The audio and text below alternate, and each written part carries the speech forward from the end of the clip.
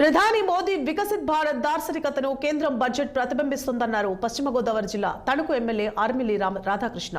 బడ్జెట్లో ప్రధానంగా మహిళలు, పేదలు, యువత, రైతుల సంక్షేమానికి ప్రాధాన్యతనిచ్చామన్నారు.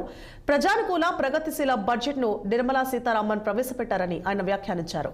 మధ్యతరగతి ప్రజలకు ఆదాయ పన్ను మినహాయింపు కీలక పరిణామమన్న ఆయన రానున్న 5 ఏళ్లలో వృద్ధికి తోడ్పడే 6 కీలక రంగాలను ఈ బడ్జెట్ గుర్తించిందన్నారు.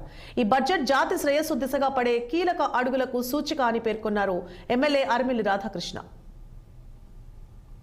బడ్జెట్ ఈ దేశ ప్రజల ఆకాంక్షలకు అనుగుణంగా, ముఖ్యంగా పేద దిగువ మధ్యతరగతి ప్రజల ఆకాంక్షలకు అనుగుణంగా ఈరోజు మోడీ గారి నాయకత్వంలో ఒక మంచి ప్రగతిశీల బడ్జెట్ని ప్రవేశపెట్టడం జరిగింది.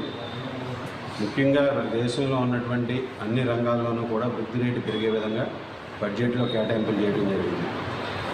ఆంధ్రప్రదేశ్కు ప్రత్యేకంగా ఈరోజు వైఎస్ఆర్ కాంగ్రెస్ పార్టీ అధికారంలో ఉన్నప్పుడు ఈ రోజుకి తేడాను గమనిస్తే ప్రత్యేకంగా ఈరోజు పోలవరం ప్రాజెక్టుకి ప్రత్యేకంగా నిధులు కేటాయింపులు చేసేయడం జరిగింది.